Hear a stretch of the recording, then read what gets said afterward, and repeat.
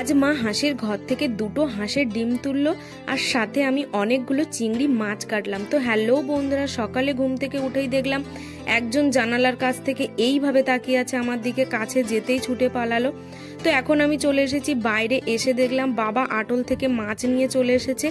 আর দেখো আজ কতটা চিংড়ি মাছ পড়েছে, বেশ বড় বড়ও ছিল। আর সাথে এরকম অনেক ছোট ছোট শামুক ছিল যেগুলোকে মা আলাদা করে নিয়েছে, কারণ এগুলো এখন হাঁসেরা খাবে আর তারা তাদের খাবার দেখে কত খুশি দেখো।